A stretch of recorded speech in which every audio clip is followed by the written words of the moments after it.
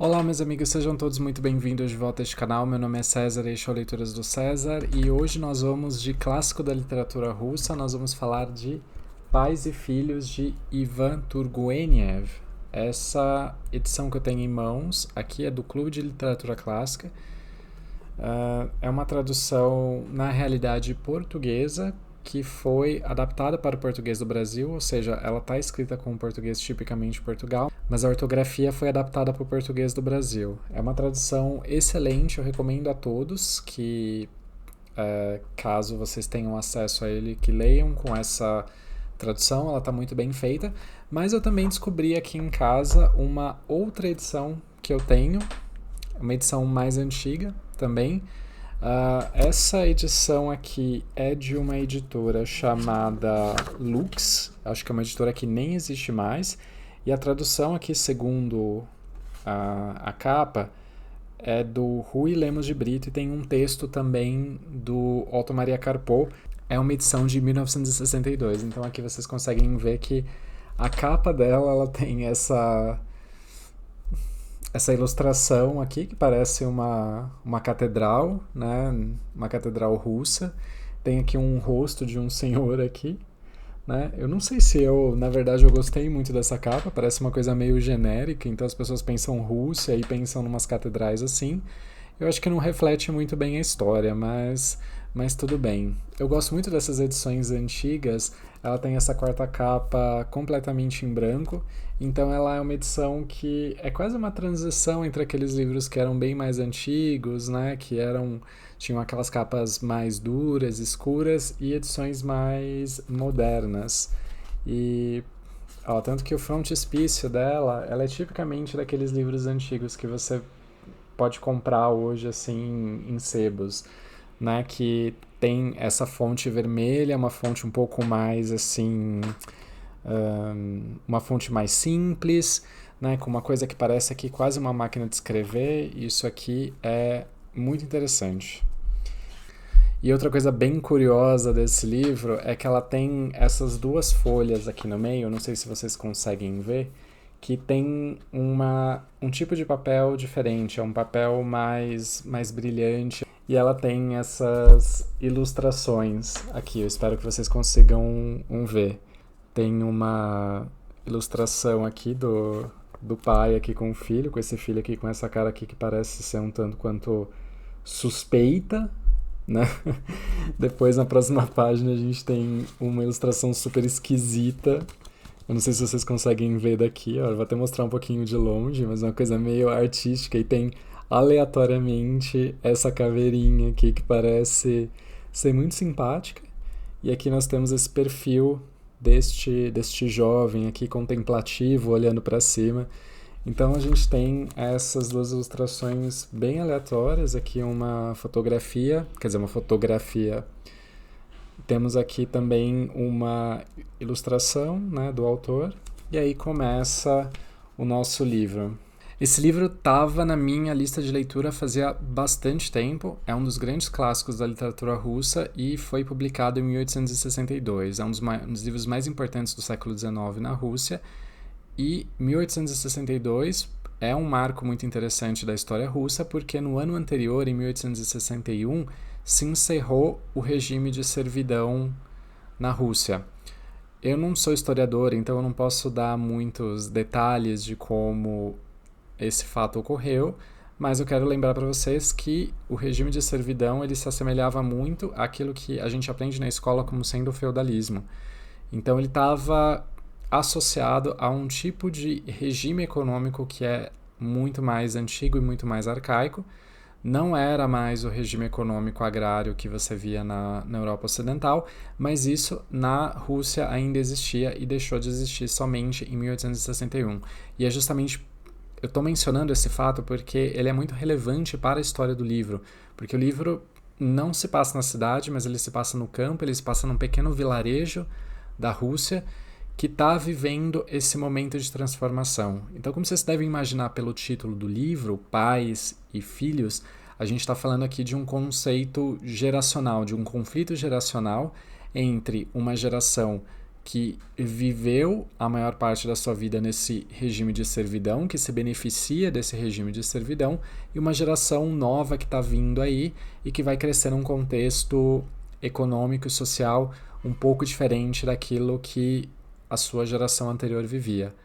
Né? Se, em geral, os conflitos geracionais eles costumam ser fortes, mesmo em situações, em contextos sociais em que você não tem grandes rompimentos econômicos ou políticos, imagina vocês viver um conflito geracional justamente numa época que encerra um instituto econômico e social tão antigo quanto a própria Rússia. Eu recomendo muito que vocês façam essa leitura. Aqui num dos textos, eu não sei de qual dessas duas edições que eu tenho aqui comigo, se fala que esse texto está muito ligado àquilo que a gente chama de realismo social. O que é um realismo social? Não sei dizer. Talvez a gente possa associar aquilo que a gente aprendeu na escola como realismo, como aquela escola que tenta se distanciar daquele idealismo, daquele patriotismo dos românticos e fazer uma coisa que seja um pouco mais voltada para uma análise, um comentário social. Se fosse só isso, eu diria que esse livro não seria tão interessante. Esse livro é muito interessante por uma série de razões. O comentário social, o comentário histórico é um deles, mas eu acho que a escrita desse livro ela é tão boa e ela é tão bem feita que, obviamente, eu acho que o Turguniev merece o reconhecimento que ele tem como um grande escritor. E uma história muito engraçada que aconteceu é que o autor ele foi meio que cancelado por causa desse livro, digamos assim. Depois a gente vai falar um pouco mais disso, mas é interessante como esse livro, por trás de toda essa análise social e por trás dessa análise desse conflito geracional, ele gerou tanta controvérsia porque é um pouco difícil até de você depreender dessa leitura qual é de fato a opinião do autor sobre os fatos que ele está descrevendo, sobre os fatos que ele está narrando. Então ele trata tudo de uma maneira, eu não vou dizer distanciada, ele coloca alguns detalhezinhos ali que, às vezes uma ironia, um sarcasmo que ele usa em relação a algum outro personagem, mas ele vai distribuindo isso de uma maneira muito uniforme para todos os personagens, e isso faz com que a leitura torne-se muito interessante e que pode gerar muitas discussões e muitos debates. E a história desse livro começa com um personagem que é o Nikolai Kirsanov. Nikolai Kirsanov é um proprietário de terra, ele é um fazendeiro viúvo e ele mora sozinho na sua fazenda. Então ele é tido na região ali como um homem muito solitário, porque a sua esposa, né, morreu muito jovem, ele tem um filho e esse filho não está na fazenda no momento porque ele foi para a cidade, eu acho que é Moscou ou São Petersburgo, agora eu não lembro exatamente qual, e ele está sozinho na fazenda. Então ele é visto ali como uma pessoa muito solitária e ele é apresentado também como alguém que é muito apegado ao filho. Talvez porque a esposa dele tenha morrido tão cedo na vida de casados dos dois, que aquele filho para ele seja aquele repositório familiar. Então ele é muito apegado ao filho e ele gosta muito do filho, ele ama, ele sente a falta do filho. E a primeira cena dele é uma cena em que ele está ansioso porque o filho já terminou seus estudos da faculdade e ele está voltando para sua fazenda, ele está voltando para o seu lugar de origem, e isso causa no Nikolai uma ansiedade muito grande. Ele está muito ansioso para que o filho volte. O filho volta. O filho é o Arkady Kirsanov. O Arkady Kirsanov é um bom filho, é um filho que gosta muito do pai, os dois têm uma relação muito boa. E se eu fosse usar uma palavra para descrever o Nikolai Kirsanov, ele seria aquela pessoa que seria um verdadeiro querido. É uma pessoa muito genuína, é uma pessoa muito generosa, é uma pessoa muito amável, ele é muito amável para o seu filho, ele sente muita falta dele. E por causa disso ele está nessa ansiedade para que o filho chegue. Então o filho chega e eles têm ali um reencontro deles, e o filho anuncia que ele trouxe como visita um amigo dele, supostamente o melhor amigo dele, que é um personagem que de uma certa maneira é o grande protagonista do livro, que é o Yevgeny Bazarov. A gente vai chamar ele só de Bazarov mesmo, porque é mais fácil. Bazarov é um personagem muito, muito, muito curioso. Ele é um dos personagens mais curiosos do livro. E o Bazarov, ele vai passar um tempo com a família, porque a família dele também mora numa fazenda mais ou menos ali nas proximidades também, mas um pouco mais longe. E como os dois são amigos, os dois estão viajando juntos, eles resolvem que o Bazarov vai passar uns dias junto com o Arkady, com o Nikolai e com toda a família dele. Bazarov, ele é um personagem que no começo do livro, principalmente na primeira parte do livro, ele é um personagem que você vê que o autor ele tá se esforçando para você não gostar dele. Tá falando dele que o Bazarov é muito arrogante, o Bazarov ele é aquela pessoa que foi para a cidade, é uma pessoa que adquiriu cultura, que adquiriu muito conhecimento na cidade e ele volta para o campo, ele volta para aquele interior, para aquela província, com um olhar um tanto quanto afetado. Ele acha que tudo ali é muito provinciano, que o pai do Arkady mesmo, né? Ele chega até a ser rude, um pouco rude mesmo com essas pessoas. Ele tem um olhar muito blasé. E além disso, o Bazarov se descreve como sendo um niilista. Um niilista, se eu entendi bem, na verdade, foi uma palavra que foi inventada ali pelo próprio Turgueniev para descrever uma certa filosofia em que não é necessariamente uma crença no nada, porque a palavra nihil, né, essa palavra vem do latim, significa nada ou significa zero. Mas não é que ele não acredite em nada, mas ele mesmo vai explicar que não é que ele não acredite em nada, mas ele não acredita em princípios gerais, ele não acredita que exista um princípio que regule, que controle todas as outras coisas. Então isso faz com que ele tenha, dentro do livro, dentro do seu comportamento com as outras pessoas, um olhar um tanto quanto blasé, meio distanciado. Então, quando as pessoas começam a usar muitos conceitos ou princípios perto dele, ele torce o nariz. Então, palavras como casamento, como amor, como arte, e mesmo palavras como ciência, não significam muita coisa para ele, porque para ele não há princípios, né? A gente pode justificar determinadas condutas e determinados afazeres ou determinadas estruturas sociais com base na lógica, mas não necessariamente em princípios. Então, essa ideia, por exemplo, de que ele tem uma família amorosa que foi construída na comunhão de Deus, etc., para ele isso é tudo balela. Então ele é basicamente aquela pessoa que hoje em dia a gente chamaria assim de desconstruído. Ele quer desconstruir a sociedade. Ele é aquilo que, se é utilizado aqui no livro algumas vezes, é o chamado homem novo. E aí a gente vê que existe um conflito geracional. O Arkady também se identifica como nihilista, tal como o Bazarov, mas você vê que existe uma pequena diferença entre eles, porque o Arkady, ele tem uma personalidade um pouco mais amena, e você vê que ele se declara nihilista um pouco para se enturmar com um amigo, provavelmente com outros colegas da faculdade. Então ele entra naquele círculo, mas ele mesmo, não sei se ele acreditaria muito nisso, né? Dá a entender que ele é meio Maria vai com as outras mesmo, assim, que ele simplesmente vai na onda do amigo, então ele se declara. Então, tanto que alguns momentos em que o Bazarov tá debatendo com familiares do pai do amigo dele, você percebe que o Arkady ele fica um pouco distanciado, ele não intervém muito, porque na verdade ele não tem muito conteúdo, ele não tem muito que acrescentar ali, sendo que na verdade o Bazarov que seria ali um nihilista um pouco mais convicto.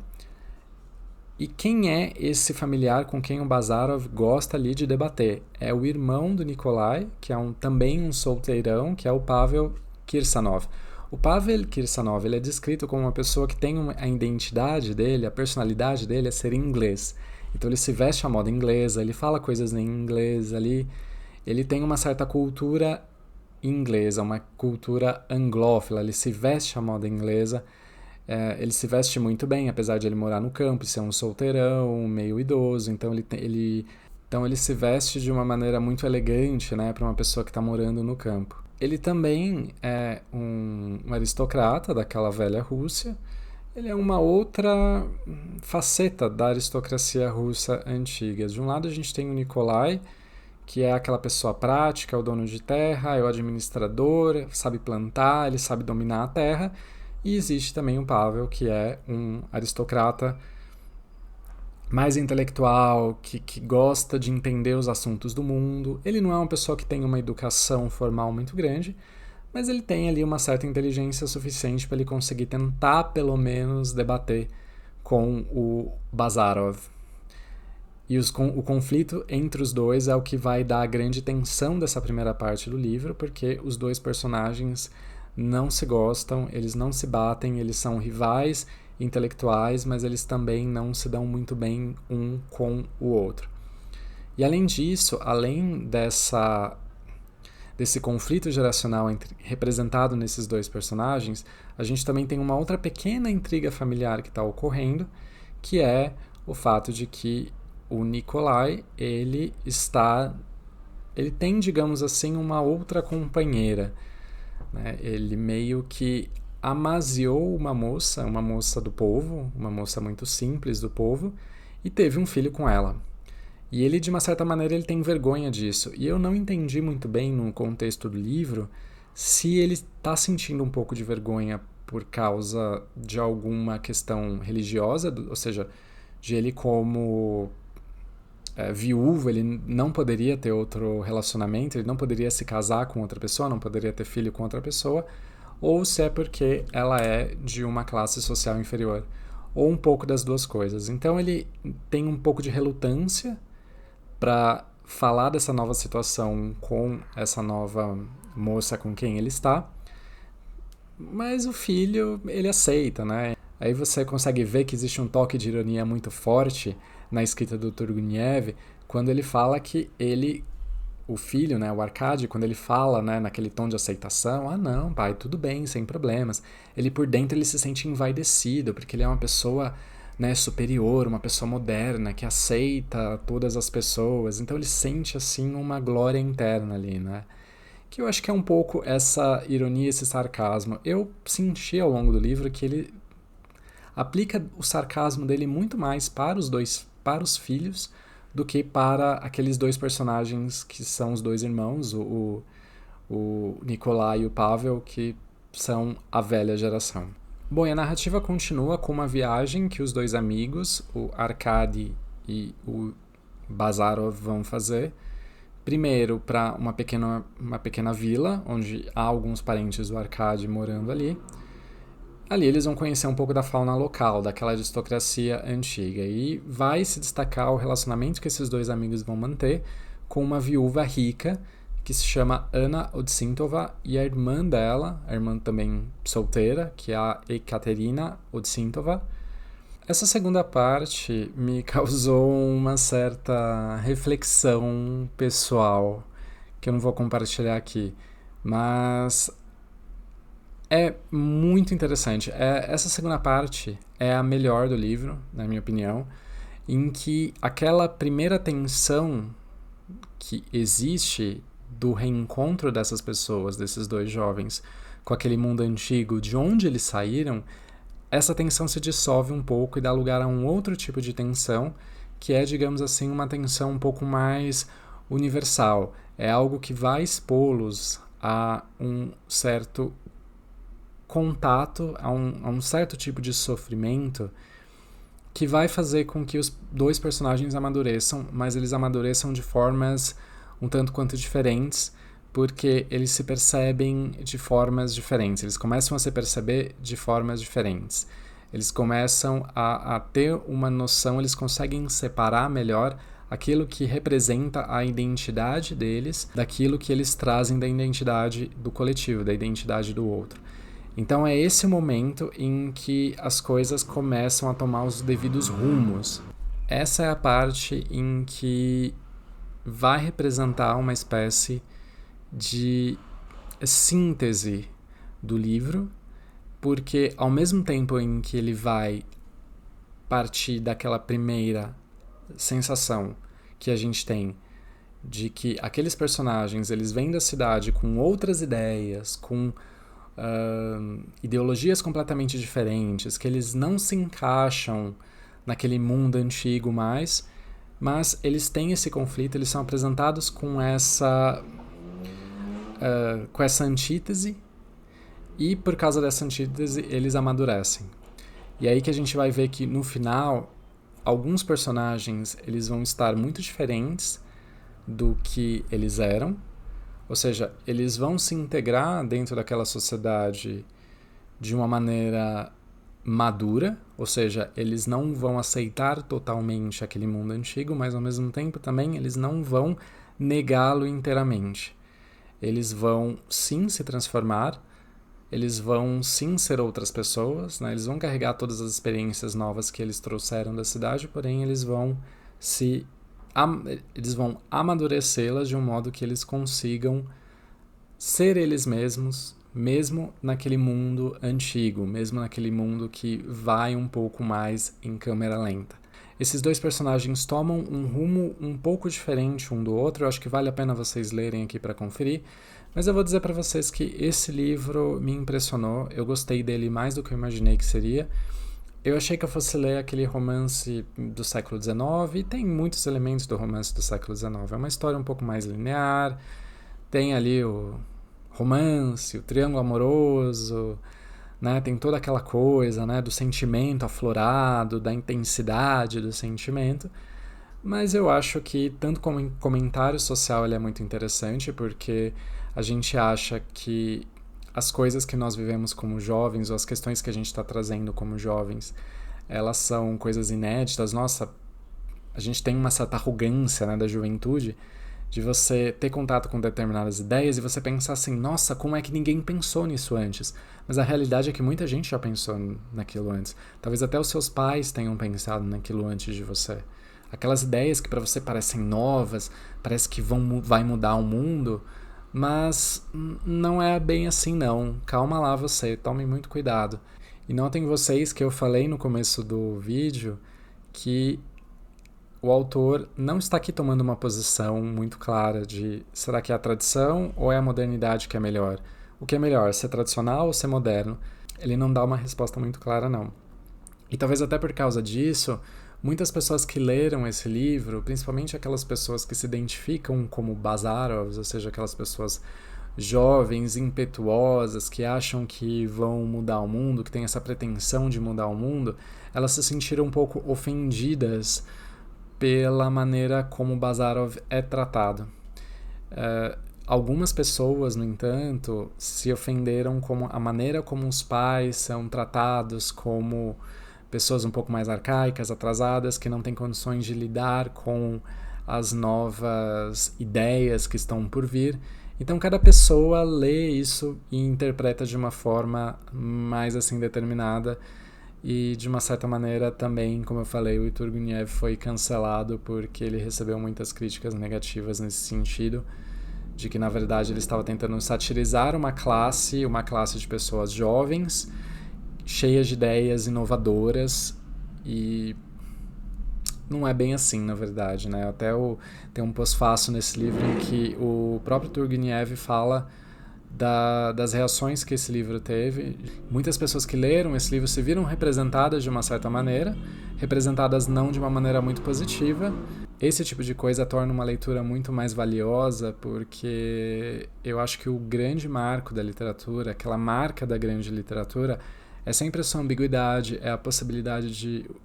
é o livro dizer muito mais do que ele está falando, de que existem muitas camadas no livro, de que existem muitas maneiras de interpretar que refletem muitas vezes a experiência de quem está lendo, as visões de quem está lendo, as inseguranças de quem está lendo, e isso consegue alcançar pessoas que são tanto do século XIX como alcançar pessoas do século XXI. Eu mesmo, pessoalmente, me senti muito tocado, principalmente pela personagem que é a Anna Otsintova. É quase como se em alguns momentos ela estivesse falando umas coisas que ressoam comigo também, e perceber que isso foi escrito há quase 2 séculos num país com o qual eu nunca tive contato é sempre algo fantástico, é uma experiência sensacional, e esse é um dos motivos que mais me fazem gostar de ler literatura de todos os tempos e de todos os lugares. Bom, espero que vocês tenham gostado desse vídeo. Se gostaram, eu peço humildemente que vocês deem um like, que vocês, se possível, se inscrevam nesse canal e a gente se vê na próxima leitura.